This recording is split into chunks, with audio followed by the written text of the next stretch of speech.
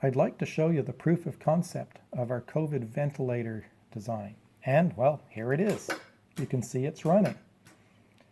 The design is very simple. It uses a piston to compress and release a standard resuscitator bag. The piston itself is a factory automation piston.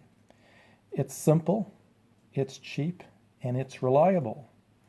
All the elements you need for a good design.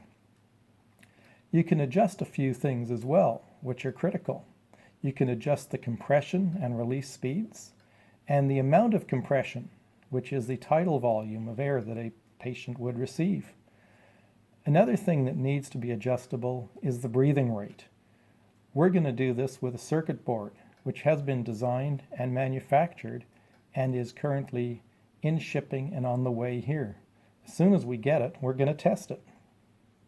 One of the concerns we have with our design and many similar ones is how long the resuscitator bag will last. These bags were never designed for this sort of use. One thing we've done is use a turned, rounded piece of wood to compress and release the bag. What we hope this will do is minimize any wear points on the bag and add to its lifespan. We certainly have to test that. Another thing I can show you about our design is how virtually everything in its base and the part holding the piston is made out of bent metal. Bent metal is easy to make, and there are manufacturers, generally called custom manufacturers, in virtually every city around the world that can make and produce pieces of metals like that very cheaply and very quickly in large quantities, making it an ideal way to produce a ventilator like this in quantity. One thing that's not shown in our proof of concept is the connection between the resuscitator bag and the patient. And that's actually a very critical component of a ventilator. The patient does need to receive well-conditioned, properly conditioned air. And we intend to allow the medical professionals to do that using what are apparently standard off-the-shelf parts such as PEEP valves and moisture exchange units.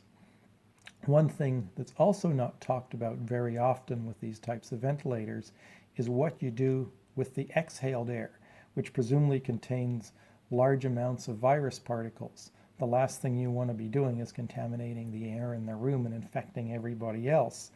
What we intend to do is use a UV germicidal type lamp to sterilize the exiting air. So what's still to do with our design? Well, we need to test the circuit board as soon as it arrives, and we need to test the bag reliability. Let it run for hours and hours or days and days and just see how long it lasts. We also need to validate both the safety and effectiveness of this design with medical professionals, and that's where we need their expertise, because that's something that myself, an engineer, certainly is not qualified to do. Finally, once we've done all of that, we need to finalize the design, and what we intend to do is make the design available, open source, so that anybody, anywhere can build it. That's our proof of concept design. We would appreciate any form of support you can give us. Thank you very much.